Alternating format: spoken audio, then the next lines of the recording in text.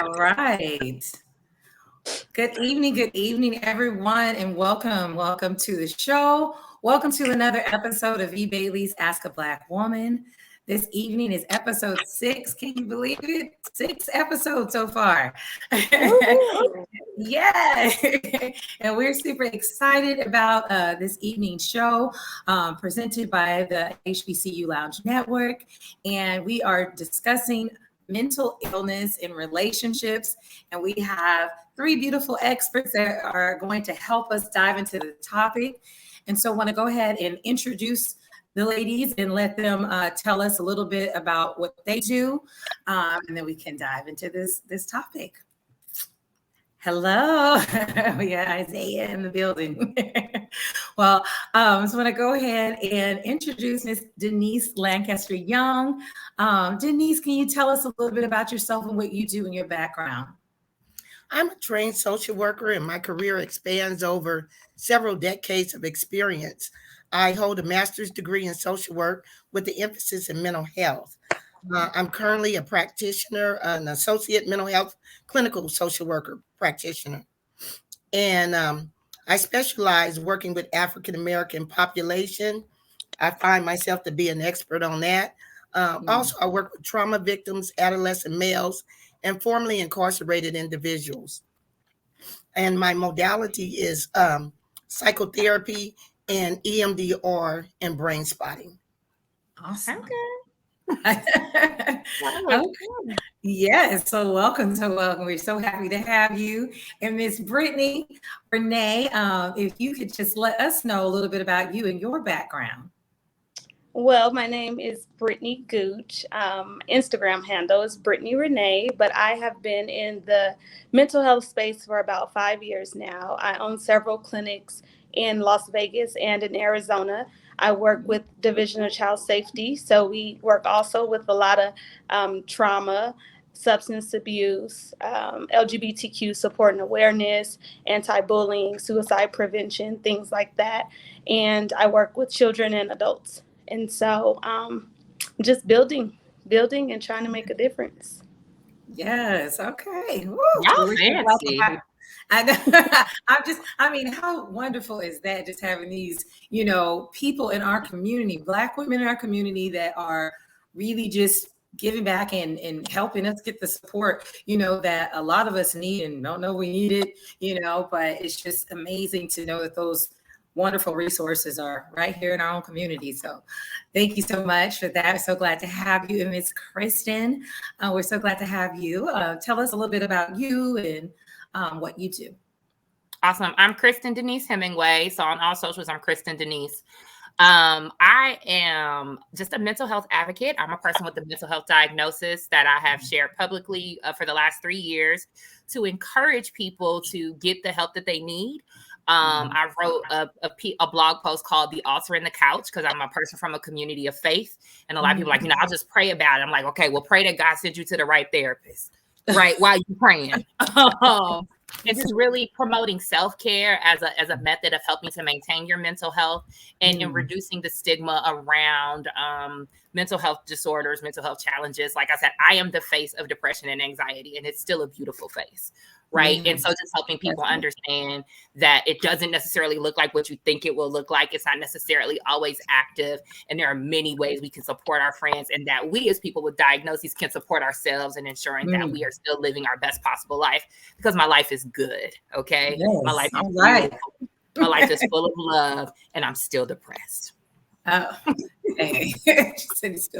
that's so important for us, to know, and for people to have that level of vulnerability, because, it's like your story, just like, many of ours in different areas. You just never know who is going to be inspired by your story and by your level of vulnerability, and just who that's going to be a blessing to, or who that's going to be the light bulb that goes off, that says, okay, I can, get through this. So thank you so much, for your willingness, to be open and transparent with us today.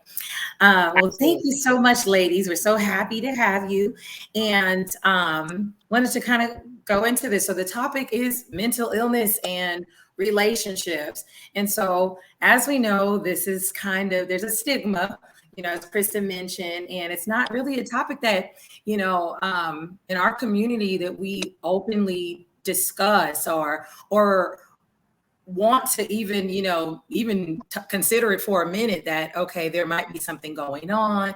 I might need help, and it's something that, like, Kristen says, sometimes it's like, okay, pray it away or whatever. And it's just like, well, yes, I believe in prayer. I believe that prayer has gotten me through my whole life. And so I definitely am a believer in prayer, but also, like you said, praying about sending the right people in your life or sending you, to the right therapist or the right person that, may act as a therapist. Because a lot of times there are people who are in our lives who are, in a way, our own personal therapist. And sometimes that works. And sometimes you need to go see a real professional. And so I wanted us to talk about this because in the Black community, a lot of times we shy away from going, to seek, therapy. And so this conversation needs to be discussed. And so I wanted to kind of go into some of the stats that I thought were, pretty shocking. And so according to Mental Health America, 13.4% of U.S. population, which is nearly 46 million people, identified themselves to be Black or African American. With that, it is about, an additional 2.7% identified to be multiracial. And out of that number, 16%, which is 7 million, report having mental illness in the last year. So that is a large number, 7 million that actually report that they had a mental illness of some sort, right? And then in 2018, 58% of Black and African American young adults between the ages of 18 and 25, and then 50.1% of adults between the ages of 26 and 49 had a serious mental illness and did not receive treatment. Then nearly 90% of Black and African American people over the ages of 12 had substance use disorder and did not receive treatment. So these numbers are very high. I was shocked just by the numbers of that actually reported that they had mental illness. And so then we go to 50 and 58%, of people who are, suffering and are not receiving treatment. And so it's very interesting, I asked the question or posed a question, people who have they dated someone with mental illness, and what that looked like, what worked, what didn't work. And it was just very interesting that a lot of people who have not or think that they haven't, dealt with anyone with mental illness. And that is false, because with these numbers being so high, it's a good chance that you're either going to date, or marry someone with a mental illness, because we're, so, unaware about it. So the stats, are remarkable of how many African Americans and Black, citizens suffer from mental illness. And even more concerning, the ones that are going untreated and undiagnosed. So I wanted to ask you ladies, if we can go ahead and dig into this. What do you guys think about these stats? I would like to go to you first, Brittany. What do you think about these stats? They are very, very alarming, very much so. And I like to say that mental health right now is very trendy, because there's just so much around it. But there were also so many stigmas with getting treatment and getting therapy, right? So with these numbers and seeing how alarming they are, if people knew that there were more services or resources available, then I believe that there wouldn't be so much police brutality, because a lot of that transcends from mental illness, and also a lot of these police are not well trained with people that have mental illnesses. So, I think those numbers are very alarming, and even the high ones, people who have been diagnosed. I think that we just have to keep on just breaking these walls down, right? And just keep on, educating our people that it's okay if you have that illness, but it's even better to go get help, right? It's even better to start that healing journey so that you can be at peace and not in pieces, because I just see so many of us, dying. There's so many murders in the Black families because so many have been undiagnosed with mental illness, and so it's not until someone is being buried that it comes out that this person was suffering from a mental illness. So very alarming. Wow. Yes, that is very true. I noticed that as well. I used to live in Austin, Texas, and I think we had a couple of situations where, they wanted to kind of give the cops a little bit more training because, of the situation that had happened, where they had a call and, the person had a mental illness and they didn't know how to deal with them and risk, taking someone's life who was trying to, help because they understood mental illness. And so that's so important for cops, who are out here protecting, to serve and protect their community, to understand that, individuals with mental illness are a part of that community as well, and so it's very important, to get that, education with these, especially with these numbers being so high. Denise, what did you have to say about these numbers being so high? It's crazy. Well, I think it's point on, because we as African American people, we radically accept our position here in this society. And what I mean by radically accept, we don't even associate ourselves with having these defects because of the fact that we have so many other issues that we have to be concerned with: housing, food, just living day to day. Most of our people are still in poverty. So there's just still a small percentage of our people that are elevating. And if you're not mentally well, you can't not become financially well. And so often people think, wow, why are, Black people always, their voices are loud?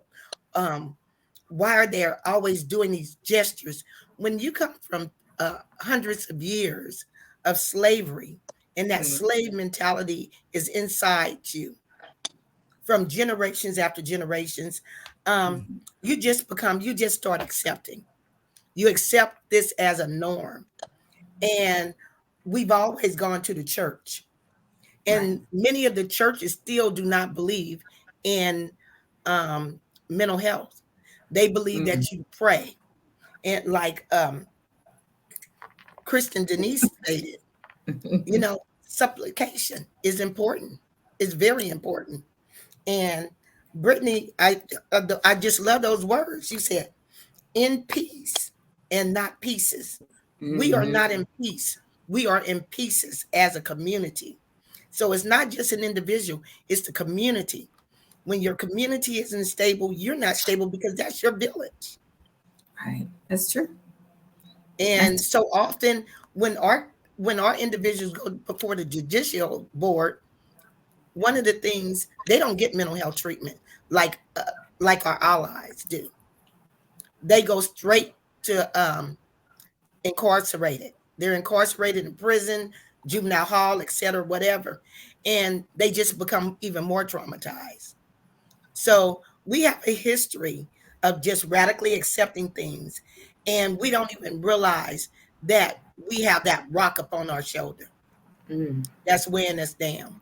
So it's much deeper than, I know this is a trend that's going on right now, but the trend wasn't set up for us. It was set up for them.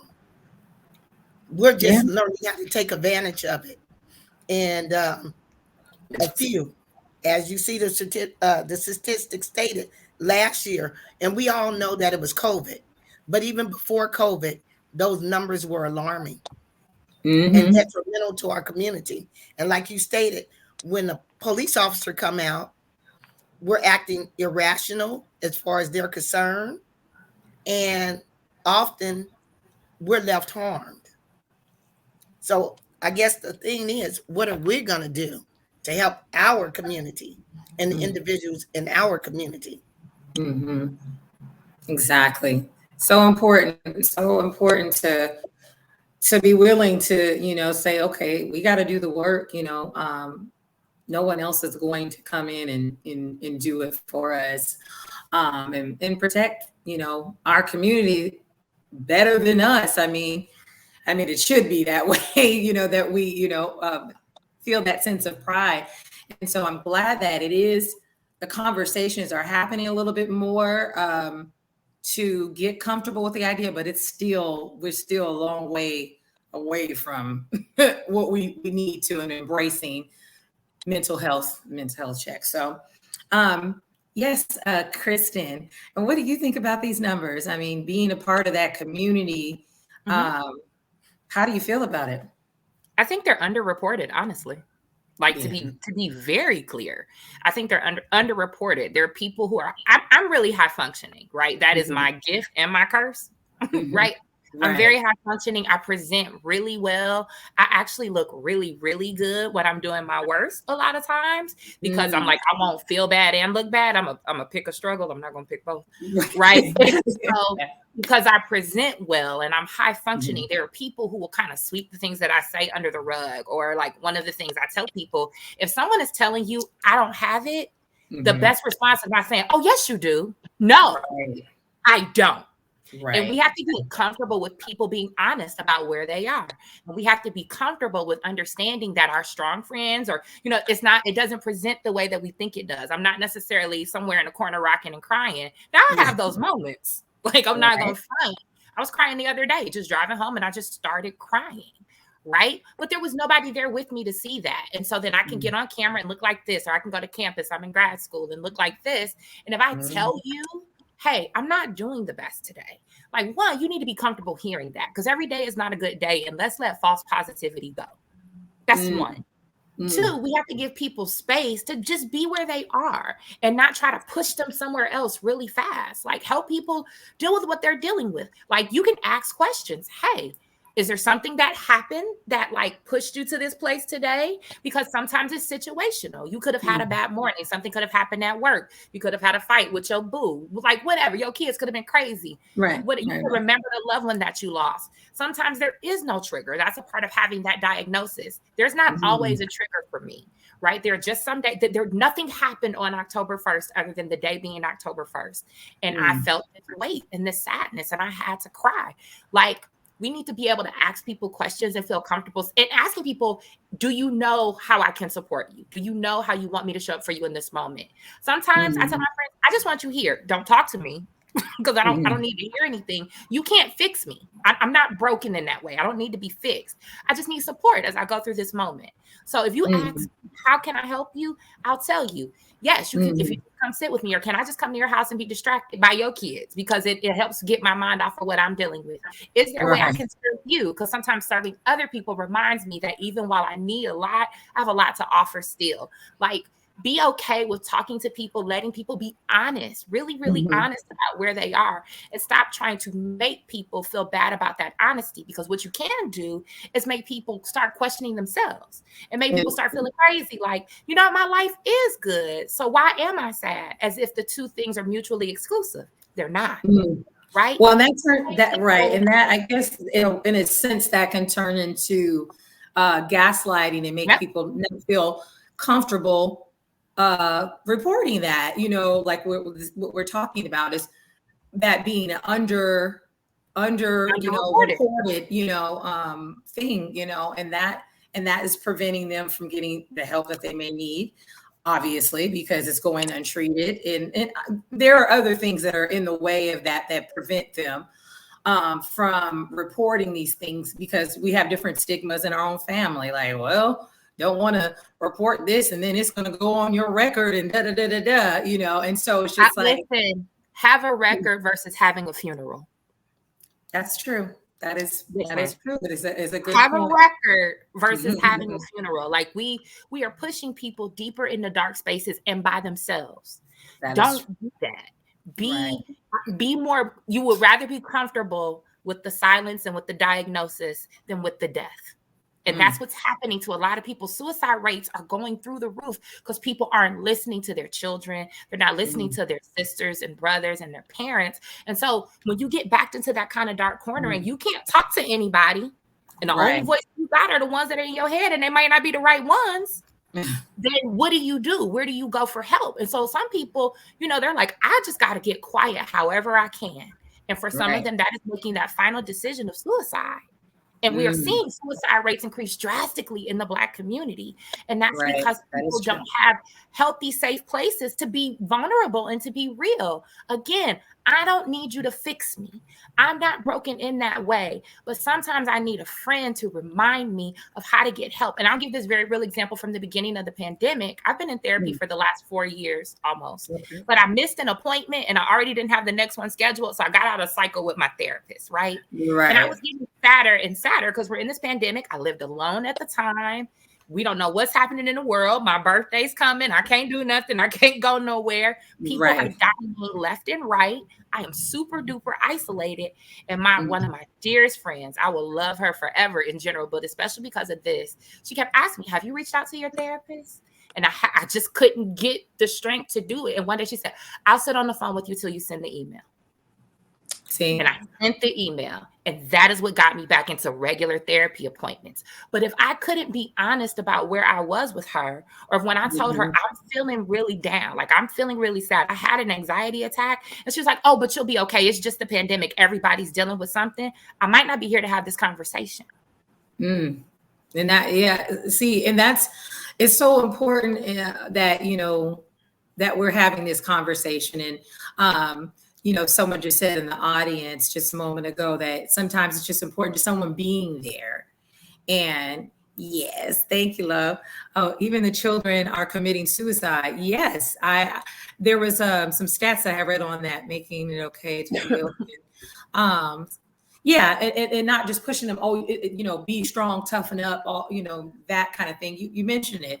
I looked at the numbers of children that were committing, suicide. And I just thought it was like so much information. I don't want to just jump all over the place, but it was alarming. And literally, I actually started to tear up to see that, because it was just wild, as little as 6 years old.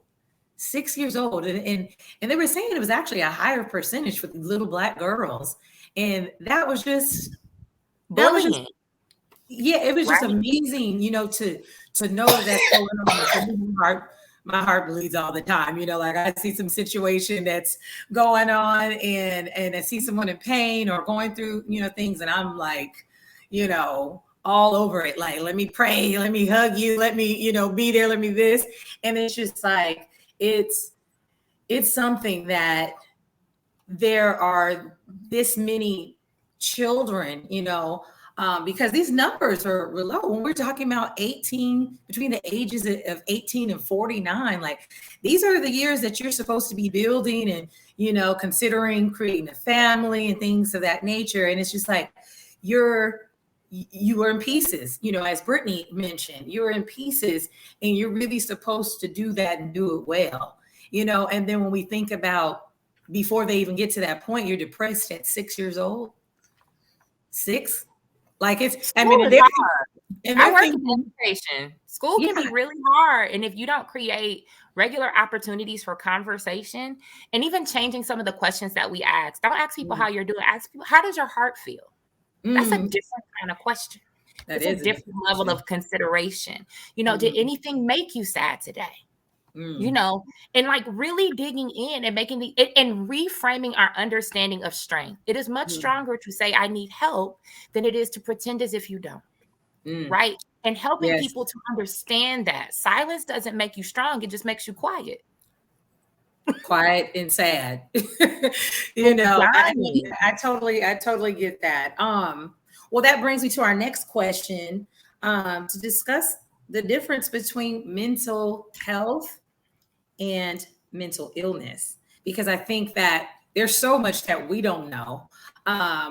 And there's, just because, like you're stating, Kristen, that we're not having the conversations as much as we need to have them, so that people feel safe enough to discuss these things. And so they don't know the difference. You know how that goes in our community. We got bunch of different names for stuff. We call in, actual diagnosis. We got nicknames for diagnosis. Like, there are some people who don't even know what sugar diabetes is. They just call it the sugar, So we need to have conversations so we can properly educate, each other and understand what it is that we're talking about, so we can understand how serious it is. So, Brittany, if you can tell us a little bit about what is the difference between mental health and mental illness, and I'll give you. Okay. Mental health is your actual well-being, right? So your emotions, your feelings, how you are coping with different things, able to problem solve. Mental illness is an actual diagnosis, and that affects the way that people feel, behave, interact with others. It's a big difference, right? Although you may not ever be diagnosed with a mental illness, you definitely, some part of your life will struggle with your mental well-being, right? Just because life comes with triumph sometimes, and some things are out of our control. So that can cause a shaking of your mental health, right? But mental illness is more of a diagnosis, and how it affects the way that people think or feel or behave or interact with others. So definitely a big difference. So good. And Denise, did you want to touch on that? It's just pretty much ditto. Yeah, it's pretty much ditto. With mental well-being, it's just you have the ability to solve problems, overcome difficulties, or social connections, and understanding the world around you. Where the mental disorder, as Brittany stated, it affects the way that you think, you feel, you behave, how you interact. Also, there's many different mental illnesses that can be diagnosed. And there's different symptoms that impact people's lives in different ways. So mental health, you would need to see a professional, and they can provide you with the clinical diagnosis, and a psychiatrist can prescribe medication to help treat the illness. And I would like to say that for clarity, because a lot of times people think going to your therapist, LMFT or LCSW, that they can provide you with medication. No, we cannot. We can provide you with the emotional side and the diagnosis, being able to listen to you, hear you, help you navigate this process. But a psychiatrist is the only one that can, or your medical doctor can provide you with medication. And oftentimes people do need that medication to treat themselves, to be treated, to maintain the balance. And it's okay. Right. Often we're afraid to take it. We'll feel better for a moment once we take it a couple of times, and then we don't take it anymore, and those symptoms come back. And that's when people start using other things to try to counteract that feeling. In California, the big thing is right now is the medicinal. So people are on it. Oh, this year, hey, this works. But you're doing 18 blunts a day, and you're angry. You're angry. Everybody's telling you the same thing. You're angry. So doing 18 blunts a day and not taking medication, okay, you're acting irrational. You're screaming. You're yelling. There's a high probability that something's going to happen to you. Right. So you're saying sometimes you're needing something more than the CBD. Well, yes, you do. Okay. Definitely. I mean, people do use CBD, and it can work for a while. But when you have a diagnosis, it's best to let the medical expert help you, and make that decision. Ultimately, it's your decision as an adult to children don't have that right. Well, let's take that back. In California, 12 and over, they have a right. They can say yes or no to medication. Yeah. That, I'm sorry. I think I heard, who was that? It was Kristen. Kristen. Okay. Yes, Kristen. What you wanted to add something to that? Just a little bit. I would say make sure you get a therapist who understands where you are, right? And what you are interested in. So like I said, I've been with my therapist for almost 4 years. And at no point in this time have I taken medication. It came back on the table this year because this cycle of depression has lasted longer. Right. And so this is a conversation that will be coming up again. We put a time period on it. Like, if, hey, we're going to try these other things, these other modalities, because she understands in general. And it's not just because of this. Like, she understands in general. I don't like taking none of the medicine I have to take for anything because I just don't like medicine. Right.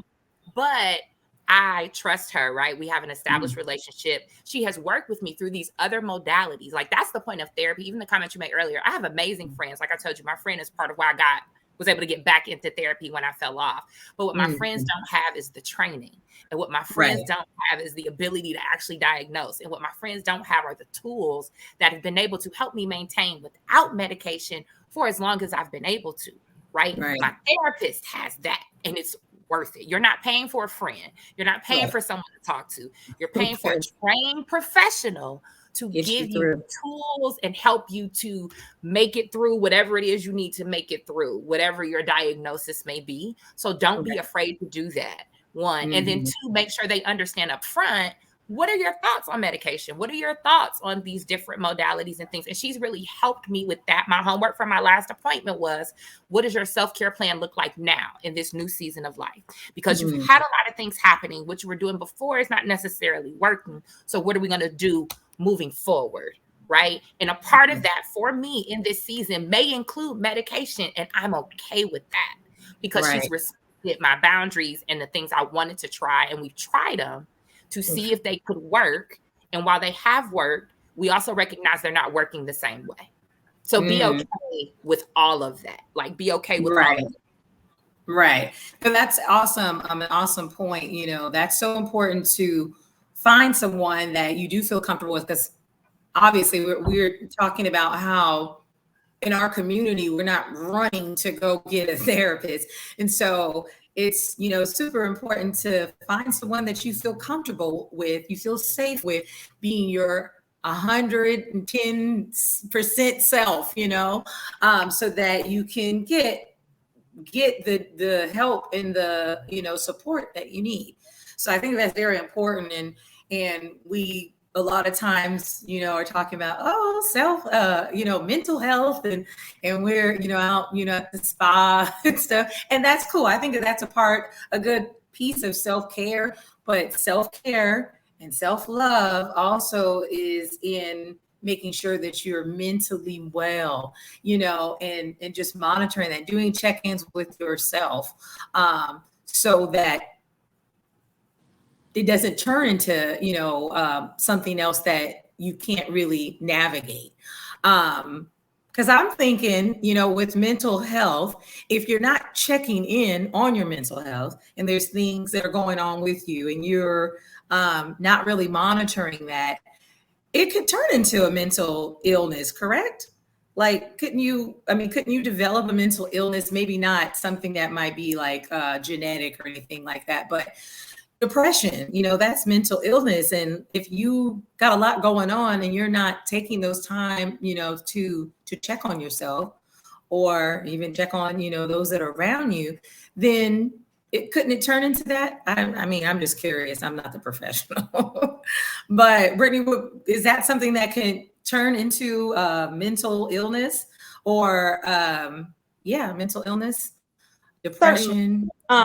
Exactly. Depression is a diagnosis, right? So if you are not checking on your well-being and you're not aware of the self-help or the self-care or, you know, any of those things that you may need, it certainly can turn into a mental illness, right? Being depressed for so long, right? Then that's Right. where the suicidal ideations come in, and that's where you start to get into your own head, and you know, all of those unhealthy things, right? So as Kristen stated, you know, having that therapist who has the tools and who has the education and who is the expert in that sense is definitely needed. I think that often we think that we're just okay, right? And like Miss Denise said, you know, a lot of the times it's in our generation, it's in our DNA, right? It goes back to slavery. We have been taught that you're okay, you're strong, you got this, and that's not always the case. We don't always have it, right? I'm in the mental health field and I have several clinics, but I'm also a published author, and I talk about the scars I hid behind a smile, because I grew up in a great family, but unfortunately there were things that we dealt with as a family that was very detrimental to my well-being, right? And so it wasn't until I faced those things and I was able to get the help that I needed, because like said, it turned into a depression for me. It turned into suicidal ideations for me, because it was just easier for me to say, no, I don't want to deal with this. It's too much. It's too much to bear. So it's definitely something that you have to pay attention to, because these things get heavy. They get very heavy. And you know, often I've been seeing check on your strong friends, right? Which is something scary, you know, those burdens of other people themselves, and we just kind of, you know, self-medicate, whether that's spending excessive amount of money, you know, just different things. But definitely can absolutely turn into a mental illness. No, that's so true. And it's interesting that you had said that, because I posed a question and just talking to different groups that I'm a part of on Facebook as well. And, you know, put that question out there about mental illness and dating. And this young lady, she was just stating that she, you know, had mental illness and suffers too from PTSD. She was ex-military and things like that. And she was just talking about how sometimes like her husband will have to come and just like get like literally help remove her from the bed, because she'll just be in the bed and she's just like, I don't want to move, you know, like I'm just going to stay here for the day.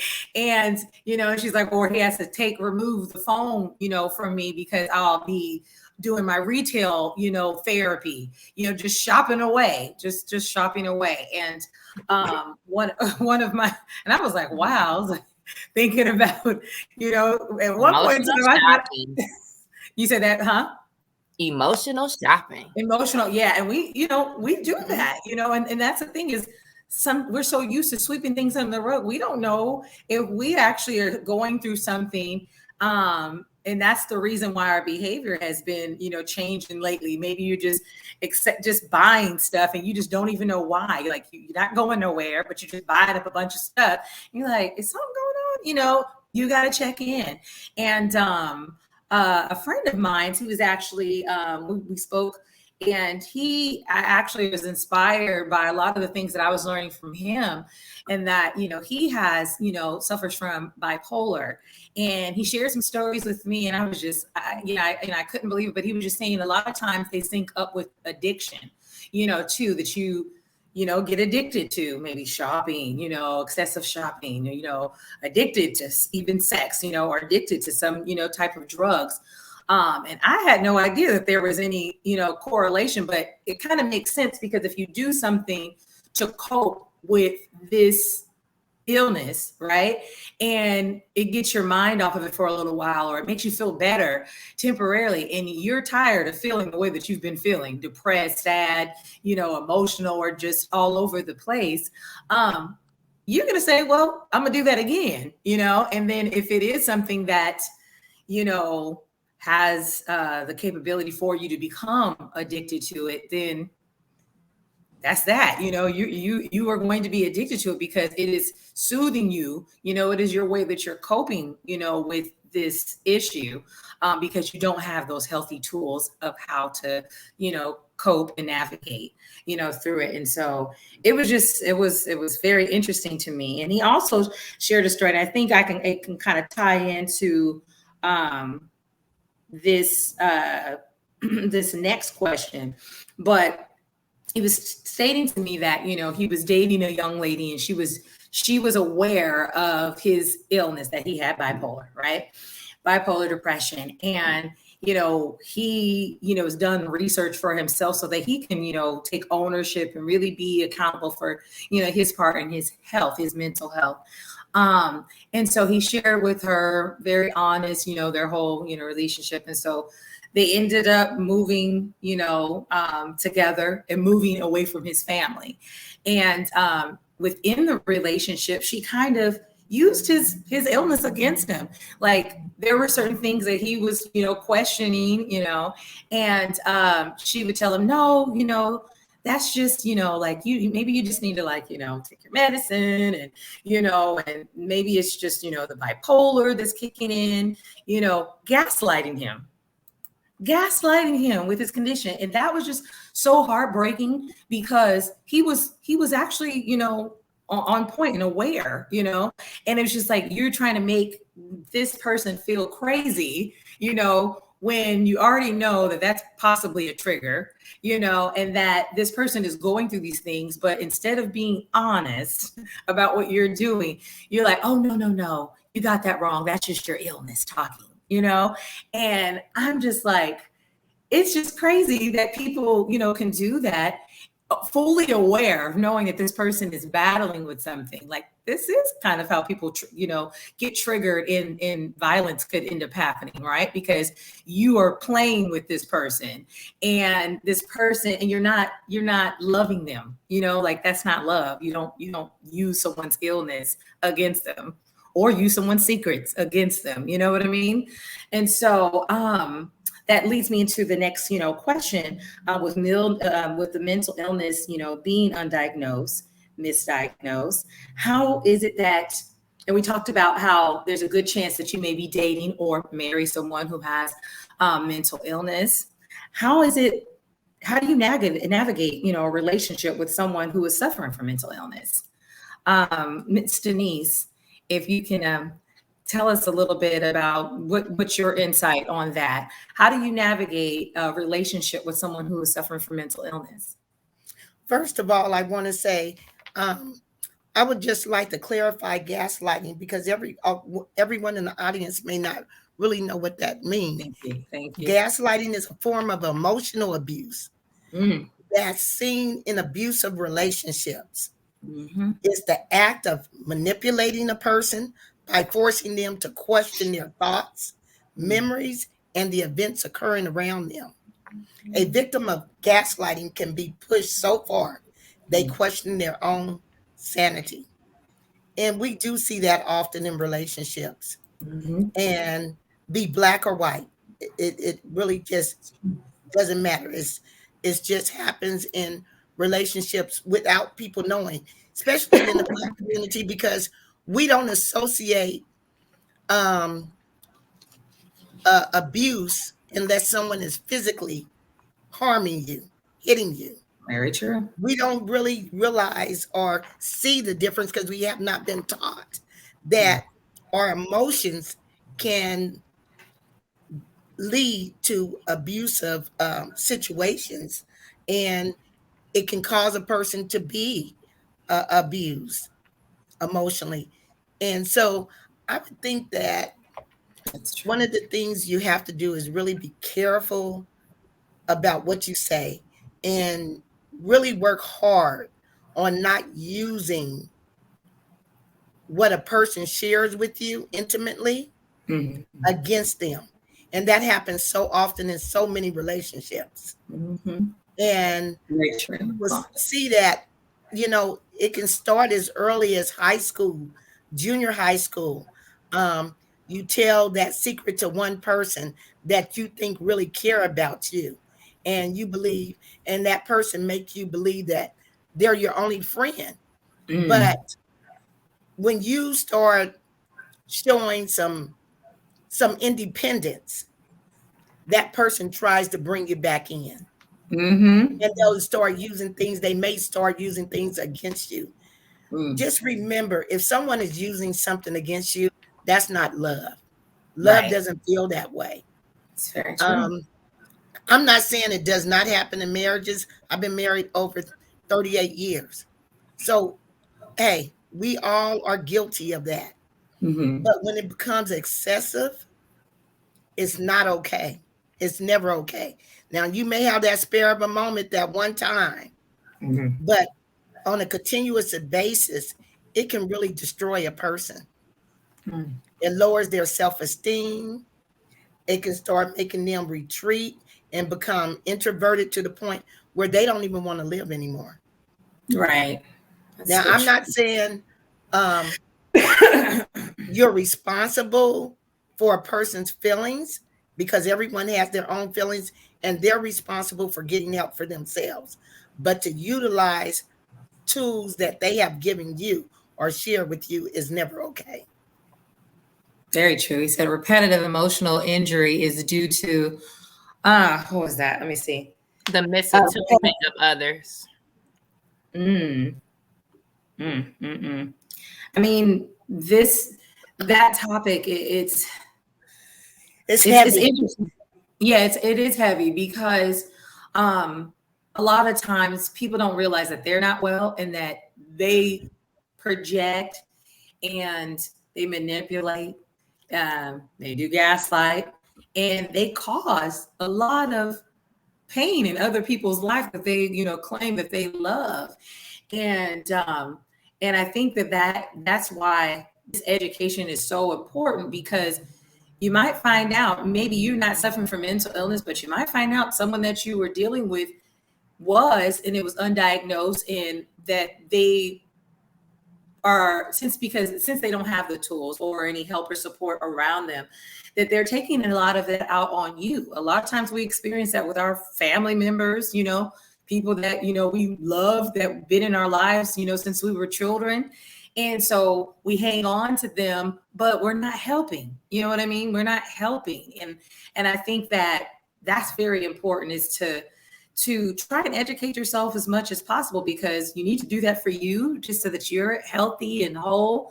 And those people around you, can be that. Either you can be that safe space, or, being that for yourself, educating yourself. How can one effectively recommend someone to go to therapy when it's obvious that they need it? That is true. Can I say something to that as a yes, a lay person, right? Okay. I am very open and honest about my own journey, so people know when I'm saying it, it's not like a catty little, statement like, "Oh, you need therapy." Well, don't do that, right? I recommend things in moments that are not highly emotional, because to say it in the middle of a fight or an argument can be triggering. Like, "Oh, you trying to say I'm crazy?" Well, no, but I want you to get some help. And having just honest conversations. Have you ever considered therapy? Have you been to therapy? Have you ever talked to someone who's been to therapy? Would you like to talk to someone about their experience in therapy? This is something that I think could help. And I bring it up. People think I'm a therapist because of how much I bring up therapy. I'm like, no, but I have benefited greatly from therapy. And I think, and I ask people, do you go to the doctor? Do you go to the dentist? What are the things you do to maintain your health? Therapy is not crisis mode. I mean, it helps in crisis. Ask me how I know, right? But it is there even when I'm not in crisis. It's just like going to my regular doctor's appointments. I'm diabetic. It's like going to my endocrinologist. So I advocate for it as a part of your regular healthcare. I tell people, go check in once a quarter, because you have an established relationship with someone. That way, if something is off because of their training, they can see it before it gets bad. Right. Exactly.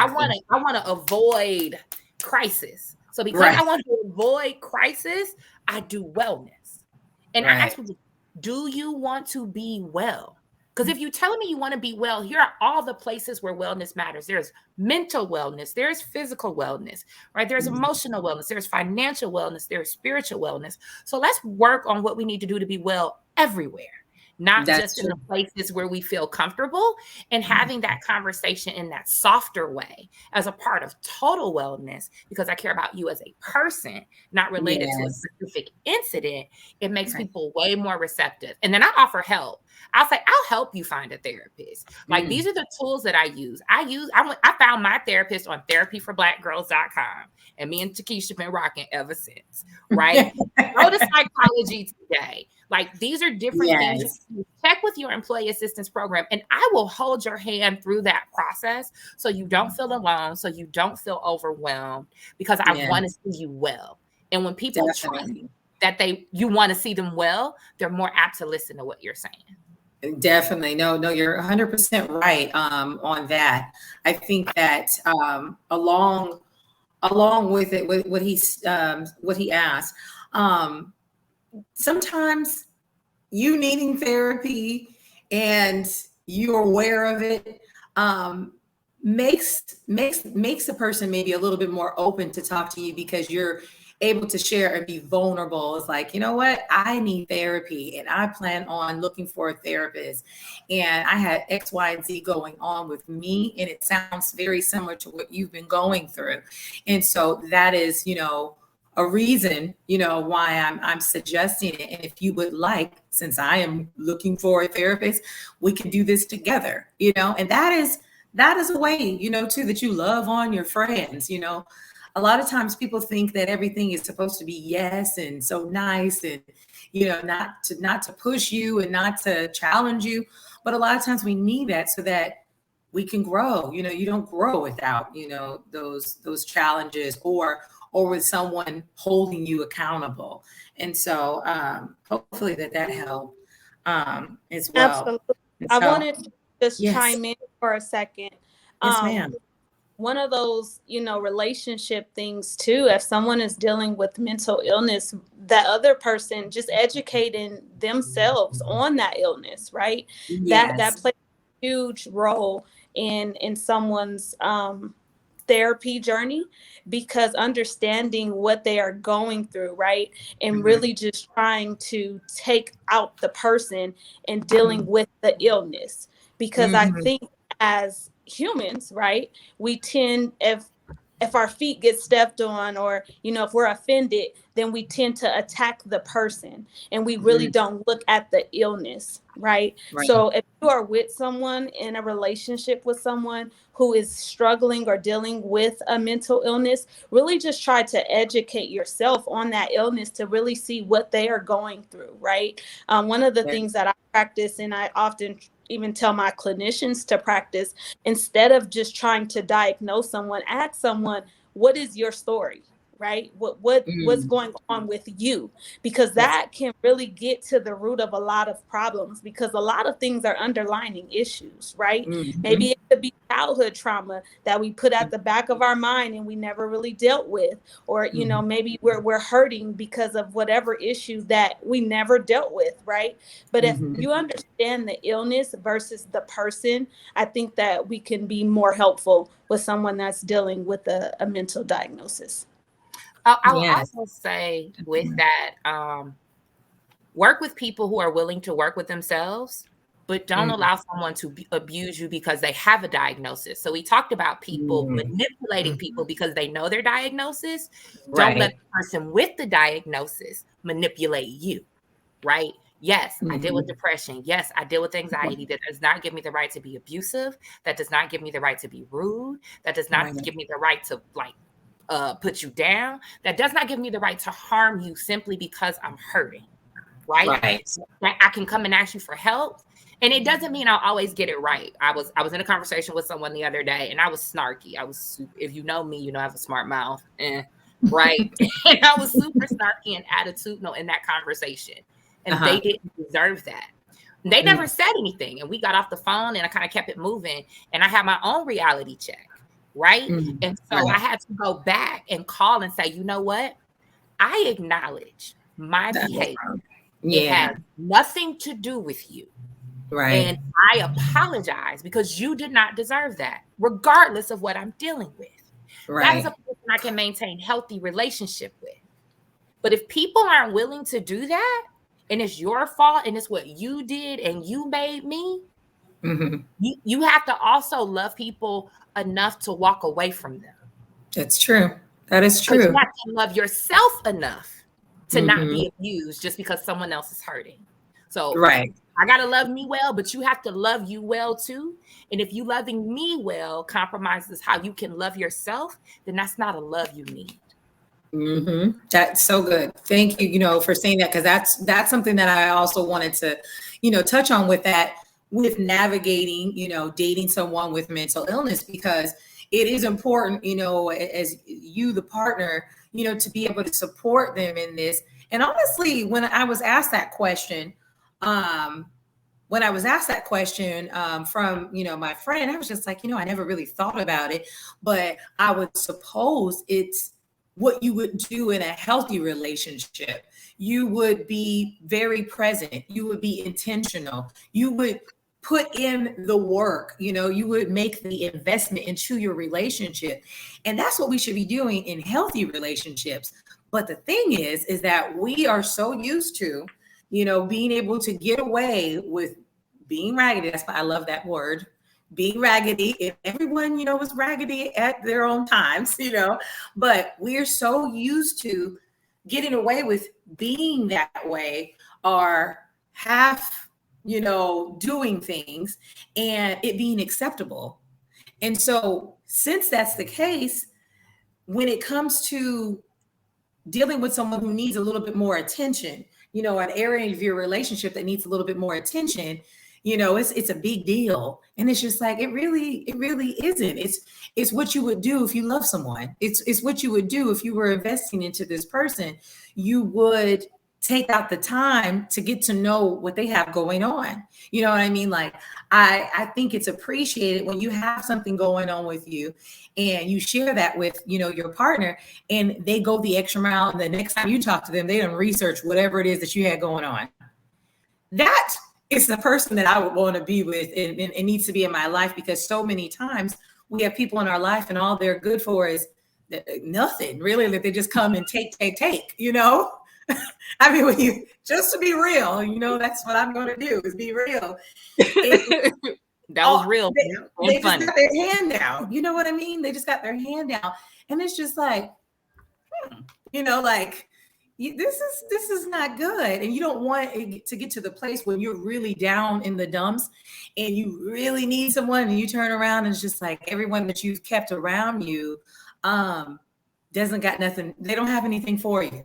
They don't want to support you. They don't want to love on you. They just want to come and show up for their gift, to take from you. And that is something. So I appreciate you saying that, Kristen, that yes, sometimes you can get manipulated by the person, who's going through different things, because they're just like, oh, I just throw my illness out there and be like, well, I'm suffering from this. It's just like, okay. And that's why you should go to therapy, but don't do that again. Okay. Right. Exactly.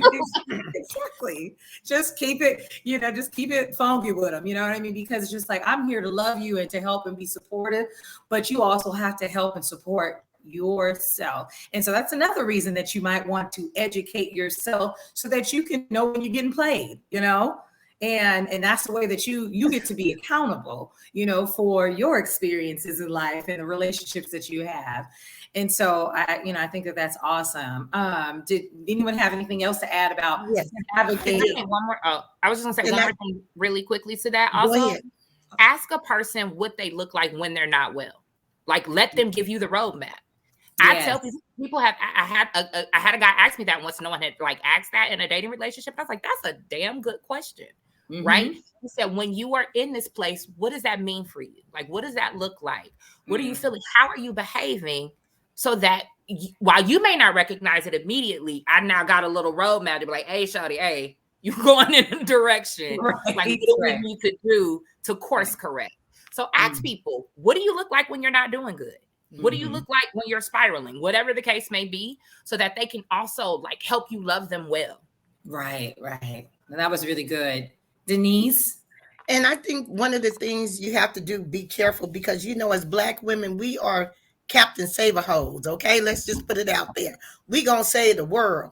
So we have to be very careful not to mix it up with your personal well-being versus someone else's needs. Mm-hmm. If you're constantly dating people that have a mental health issue, you got to stop and check yourself. Okay. Now, maybe it's countertransference. Okay.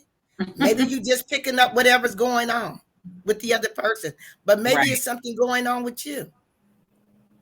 You know, is your self-esteem, is it beginning to drop?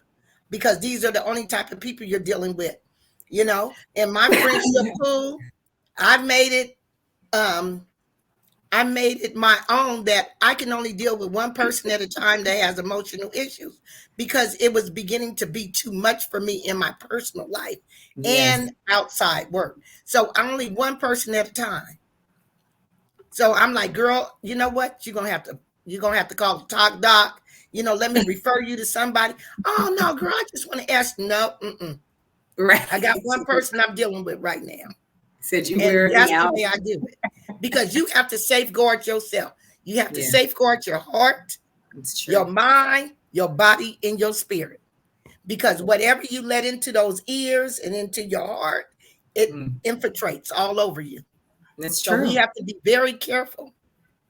You know, that's true. Someone said, "Woo, take those capes off, ladies." Now that is very true, because you will do that and just completely neglect your mental health. You know, completely neglected. It's just like, oh, okay, I can run myself into the ground, but I'm too busy trying to save you. No, you need to save yourself, you know, as well. That's what that mental health is about. That mental health check, you know, check in with yourself to make sure that you're good, that you're even positioned. You know, you might always be there for someone. You might say, you know what, today I can't go. You know, today, you know, I'm going through some things and I need to deal with it within myself, because I might turn around and give you some bad advice because I'm a mess today, you know? So it's like, you don't want my help for that. I say I don't have the capacity for that right now. Well, you know, I always say have three good friends. When I say good friends, 3 good friends that will tell you the truth, and nothing but the truth. Even when you don't want to hear the truth. If all 3 of them is telling you the same thing and they don't even know each other, check yourself. Something's right. Please check yourself, because so often we just ignore all the obvious. Girl, you still okay? Oh no, he just fine. You know, he just had a bad day, so he blew up at the bar when we was out. He came and dragged me out because he snatched my hair, you know, out in public, because he didn't mean it. He was just drunk. No, when 3 people is telling you and they don't know each other and they telling you the same thing and they don't even know nothing about that partner, you might want to stop, cease, and decease that person. Just X them out. So I'm just telling you, because we can get caught up in other people's mess and we become messed up. And with that, I will say this, and this is in particular for women right now in this moment. A lot of people are worried about being chosen, right? Who gonna pick me? Who gonna choose me? Who's gonna be my babe? Who's gonna whatever? If you choose yourself every day, you are always chosen. You were always chosen, exactly. Better decisions about who else you allow to choose you. I'm not waiting to be chosen by anyone, because Kristen chooses Kristen 10 out of 10 times. Every morning, I wake up picking me. So I'm not worried about if anyone else is picking me. I've been picked. I know I'm delightful. And it's not predicated upon anyone else's choices. And so because I have this habit of loving me really, really well, I am able to better recognize when other people aren't serving me love. So I can walk away, because I only want to go in places where love is being served. But if you are deprived of love because you're not choosing you first and you don't even know what it feels like, then you don't know what other people are serving you. It's harder to recognize because you haven't had it. I'm very familiar with love. And so when you are serving whatever, I don't care how fine you are, I don't care how much money you got, I don't care how much baby girl, you this, that, whatever, I'm not your baby girl, because that's not how I'm treated. I'm my baby girl. Baby girl is treated well. Here's a roadmap to follow if you would like to join in on the party. If you don't want to, you're not a bad person. You're just not a good person for me.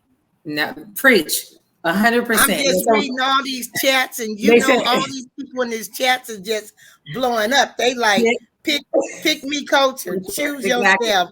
Most of these folks can't handle the truth. That part, girl, they're awesome. You guys are awesome out there. Keep these here chats coming.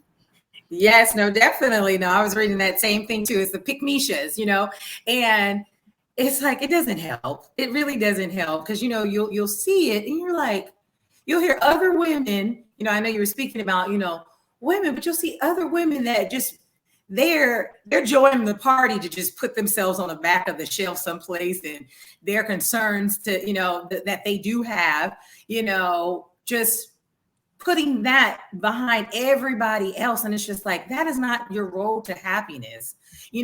We do have to be honest. A lot of times people are not thinking about that in their relationships, that sometimes that causes them some depression and anxiety and different things, because they have anxiety about not being picked.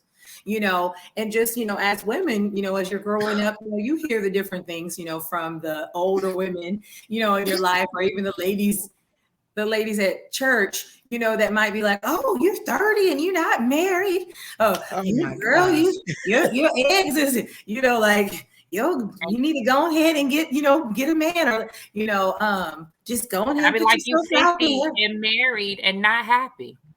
Now what? Exactly. And that is the truth. And that is the truth. And I think that, contributes to a lot of the stresses for a lot of ladies as well, in their own mental health, because they're out here doing all these different things so that they can secure a man, getting fake butts and getting, we talked about that on one of these weeks for our confidence show. And there's a lot of women, getting implants, getting fake butts. And there's nothing wrong with making adjustments if that's what you want to do for you, if that's what makes you happy. But deciding that you're going to do that and risk your life, to look a certain way so that you can get chosen, mental health check needs to happen. And it needs to happen soon. And you need to have 3 real ones, like Denise said, around you to tell you, baby girl, like, you are whole and complete and bomb all right now, as is. God created you, and he didn't make a mistake. He didn't make a mistake, for you to feel that the only reason or the only way that you're going to be able to have a relationship, be loved, create a family, is to reconstruct yourself, and not for the better. Just okay, what you want? You want bigger boobs? You want bigger booty? I'm gonna do it, and it's just like, no, honey, like, that's gonna lead to some other issues, later on down the line, because you don't feel that way, like, you are not loving, yourself. You're not choosing you, as Kristen said. You got to choose you. And I love that, because I think I have heard that somewhere else too, is that if you choose you every day, you're always chosen, and, I have conversations with my mom all the time. Like, I know I be getting on her nerves. She's like, girl, you so picky. And this is now, like, listen, I'm not about to just be in some relationship just for kicks, I'm just not, I'm not going to do it. I'm not going to be switching up and changing this and changing that, I did that. I was in a relationship and I never thought I would, be that person. But, it was a serious relationship. And I just felt like, call me origami, because I feel like I was just bending every which way, transform. I'm like, listen, this is not me. This is not being true to myself, and, as, you realize that and how important it is to love and accept yourself or who you are, you just be a lot, happier, and of course you still want a relationship and to have that partner, but approaching it, with a healthier mindset helps you, like a few of you have already said, select better, select a person that is going to be a good partner for you and is actually going to love on you. Because if you don't know that, you won't recognize it when the abuse is going to happen, or just an unhealthy, toxic relationship is around the corner, with that person, because you don't know. You don't love yourself. You're not aware. You haven't been honest, with you. And so we have to do that. So thank you so much for sharing that. And Well, the realness of so all that. often, Yvonne, Yes, ma'am. this is a microwave society now. Everybody Definitely. wants instant gratification. Mm-hmm. And with children being removed from families at an early age, their families being dismantled, often they don't have those role models. They're put into group homes, foster homes, places that maybe other people don't care about them as much. Now, I was a licensing worker, so I know there is some great homes, not just good homes, but great homes. I've also done adoption, so I know for a fact there's some great people out there. But then on the other side, there's some people that's just in it For the to win check. it for themselves. Okay. Mm-hmm. I Mm-hmm. won't say that word, the C word, but the check word, but in it to win it for themselves. Yes. And so when you do grow up and you start learning about yourself, Mm-hmm. I always say keep a village around you, because often women get in relationships and they become isolated. It's just about me and my man. You and dropped all your friends that you used to hang out with. Girl, I can't talk. He at home. Wait a minute. You can't talk on the phone. Don't you pay that bill? Girl, not Now, no I more. understand respect, but don't you pay that bill? Okay. Yeah. You can talk on the phone. Anytime somebody do not want you having conversations with someone else, and everyone that you hang out with, oh, they just want me because I'm fine, or they just problems. Your friends are all troublemakers and they just all filling your head up, making you think that you a big shot. You ain't all that. That's a problem. Yeah, no, very true. Very true. That's a problem. So, ladies, don't worry about it. When your turn to get a man, you're going to get one.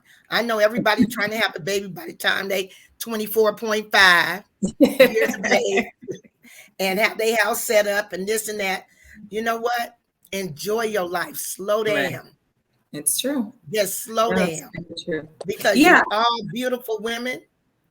And you know what? We're built differently.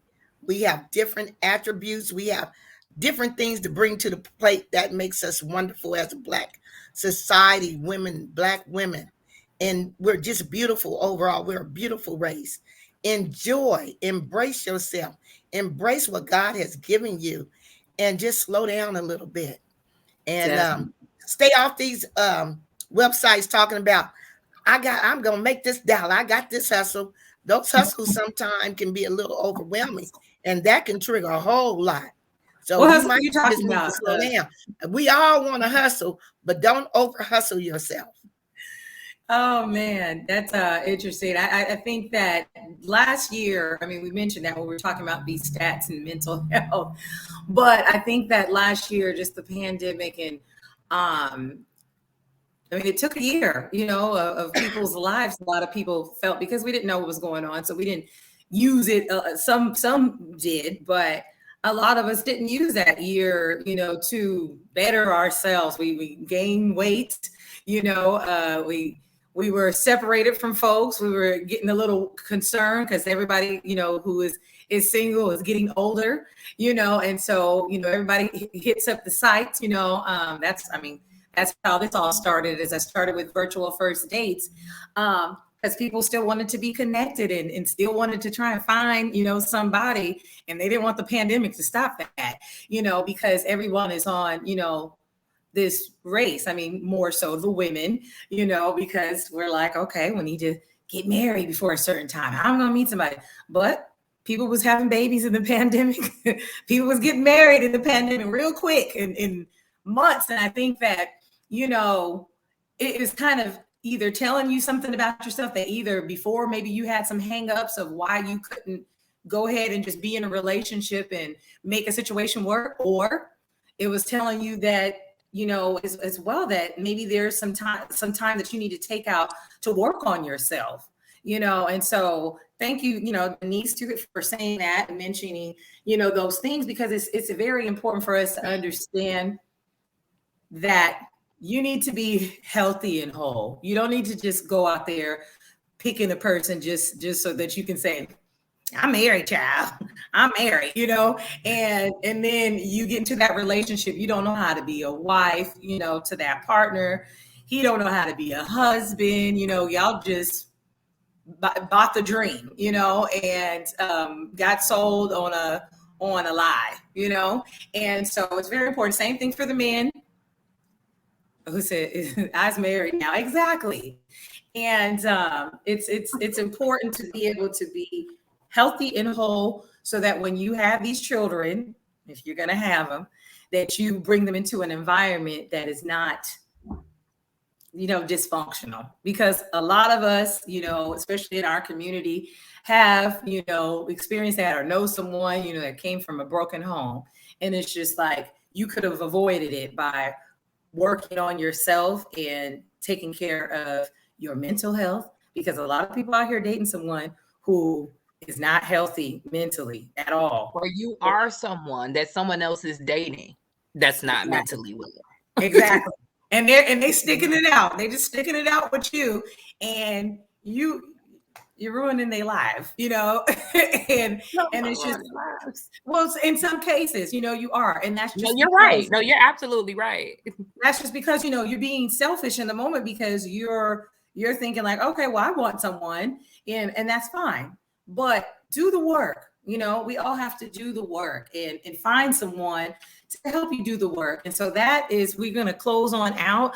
I wanted us to kind of talk about if Kristen, you, any of you ladies, where we can go, through and just give us some resources of where people can find help if they need help and they don't know where to look, they don't know where to go.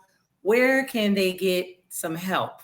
Kristen, you can go ahead and take it first, and then just give us, one or two, and we can go through the other ladies for them to let us know a site or two, and then we'll go ahead and try and add that to the end.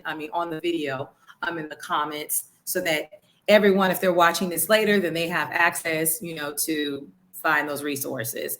So yes, Kristen. So if you want to go on a self-care journey, self-care, remember, is a part of mental wellness. And it's not something you do once or twice. It's something you do every single day. Doesn't have to cost money. It's about investing in your own personal joy and well-being. I actually wrote a book called The Black Girl's Guide to Self-Care. So it's a 30-day journal situation. And at the end of it, you create your own self-care plan. So you can find it on Amazon, The Black Girl's Guide to Self-Care by Kristen Hemingway. So that's one resource. If you're interested in a self-care journey, but you don't really know where to start, or what you're doing isn't working for you, I think it's a great tool. I also have a podcast by the same name, The Black Girl's Guide to Self-Care. And then beyond that, therapyforblackgirls.com. Bomb website. She also has a podcast. Her name is Dr. Joy. She is amazing Black woman. Tons of resources, blogs. Again, everything on our website, even a guide on how to find a therapist. If you've realized you need to look for one, she has some really cool steps that can help you navigate through that process. So that's awesome. And then Kristen, we'll go ahead and as we're doing that, we're going to close out. So go ahead and provide us with how to contact you as well. Hey, literally just put it in the comments. You can follow me on Instagram, Black Girl Self-Care. If you want to do some coaching around self-care, I am available for self-care coaching. I've been doing that for the last 5 years. So we can help you. You need some personal help walking through that as well. But Black Girl Self-Care Revolution. Thank you. And then Miss Brittany Renee, if you can tell us about where, people can get help who are looking for help, and then let us know where they can find you in the services that you provide. Well, there are a lot of resources locally that I think that a lot of people just really don't know about, right? So just really looking for those local resources in your community can be very helpful. Here in Arizona, I definitely do that a lot with, my clients. I'm also in the process of revamping my website now, because I do a lot of personal development coaching, and that is BrittanyRenee.com. But I know someone mentioned Psychology Today. There's some great therapists on Psychology Today. And then, because we are talking also about relationships, my sister is a relationship and empowerment coach at Lacey Leonard. Lacey. Yeah. So, she has a husband who unfortunately suffers from CTE. And so, Miss Denise, I heard you, talk about, the brain and all that stuff. So definitely would like to the two of you together. But there's a lot of different resources out there. So you can go to BrittanyRenee.com. My book as well, Putting on Face, is on Amazon. After each chapter, you can relate everything back to yourself. I talk about identity issues, daddy issues, those type of things, and really just doing the work, But I can also be reached at Brittany Renee 247 on Instagram. So however I can be a help, please reach out.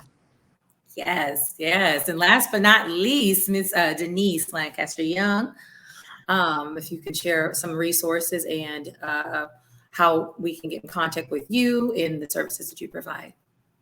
Okay, you can get in contact with me at dlyoung622@gmail.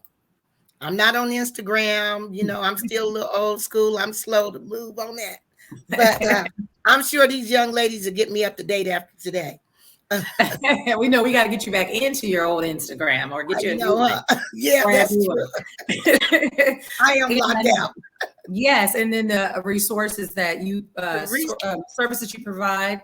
Yes, the resources. I would say go to your county, whatever county you live in. I'm in Fresno County in California. Go to your county website. They have a long list. I love the Black Girls Therapy. I'm on that list as well. For myself, I'm not taking clients right now. I'm on a little sabbatical for a couple months. So I've removed my name off all the lists. So I will start back in January. And then at that time, I will I'll give it back, but I'll put my name back out there. So, but I recommend you going through your county website. If you are looking for someone of color, you can still go on Psychology for Today. And you can look for people that look like you, because I know that's important. That's important to me, is often I notice clients feel more comfortable when they walk in a room with someone that looks like you. Right. That's very true. Very true. Because they're like, oh, they're going to get it, Yes. And they hope, and if they don't fit, you go to the next person. It doesn't cost a thing to go and interview someone to see if you're going to be a good fit. Like Kirsten said, that is the most important thing. And I agree. And likewise, as a clinician, if I don't feel like you're going to be a good fit for me, I let you know that I don't think that I'm able to do the work for you with you. So I'm going to recommend you to someone else. Yes. And I try to be really authentic on that, because I think it's important, because so often people will take on areas that they're not trained for. I work with trauma victims, and that's what I enjoy doing. Well, we thank you. Yes, definitely. Well, we thank you so much. Thank each and every one of you. You guys brought so much information to the show and just your insight. We appreciate what you're doing in the community, and just being, that advocate, for us, and that you have these resources that, that you're a part of the resources that's helping us heal. So thank you so much for that. And it was another great show. Thank you all in the audience. Make sure that you tune in. We got 2 more episodes we have coming up. Black women's relationships with other Black women. And our last show will be Ask a Black Mom. And so we're going to talk to some moms. Even my mother will be one of the mothers on the show. So make sure that you like, subscribe, and share. And we will see you next time. Thank you. Thank you. Thank you, guys. Thank you. Take